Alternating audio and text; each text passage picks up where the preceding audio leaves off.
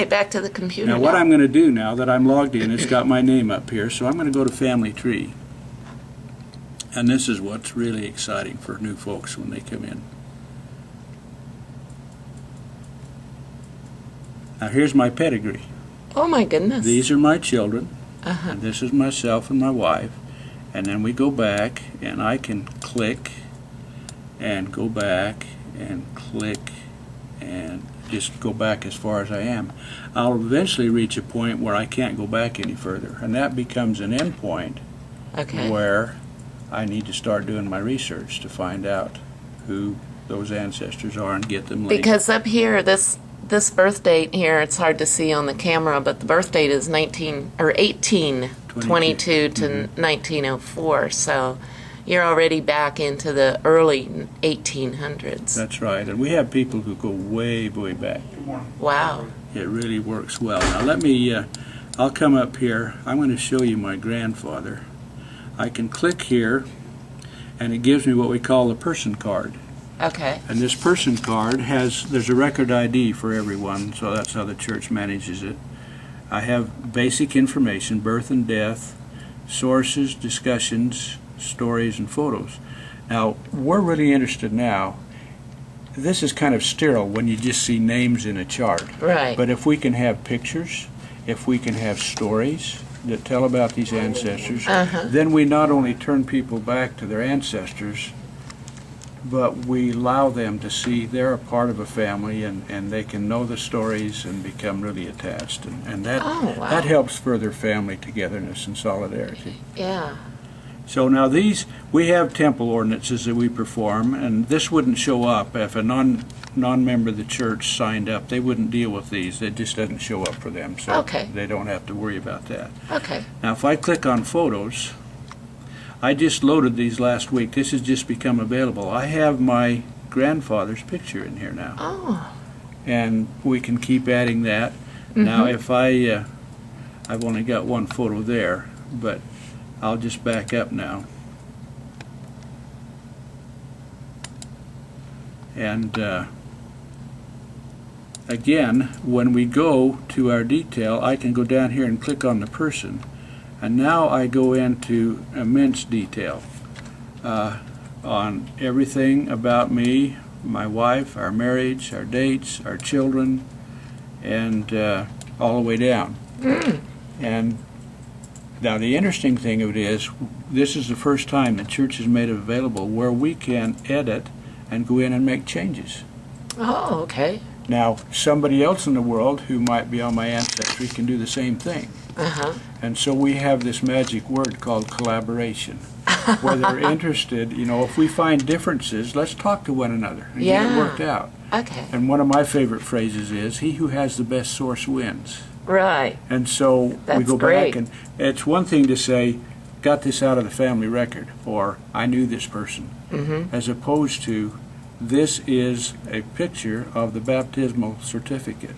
Right. Now, which source is going to win? Yeah, I think the certificate. Right. Yeah. So that's what we're trying to do, is get down to where we've got really an accurate record. This is just very fascinating. Very fascinating. So these are the two key areas. Now, the one other, let me back out of this now. I'll go back to, where do I want to go back to?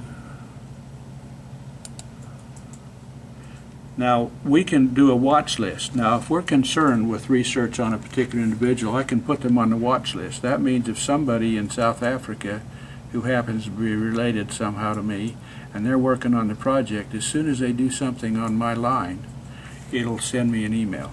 Oh. And let me know that here somebody's working on the line, they probably have the same interest, get together. So that's... And so then you correspond via email with the person in South Africa, for instance. Okay. So you can see then that when we sign people up, one of the key items we want from them is their email address. Yeah. And that's so fundamental to this. Now, if I want to do some searches, this is where I start putting names in, and I can actually go search for them. Now, I'm going to go to another spot here just to make another point, and I think then you probably got a pretty good feel for what we're doing. If I just go to this basis, by the way, I'll show you something I've got here that I've been doing.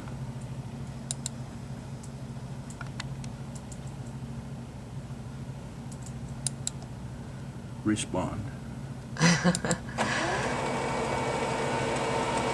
Well, okay, here we go. See, here's my parents.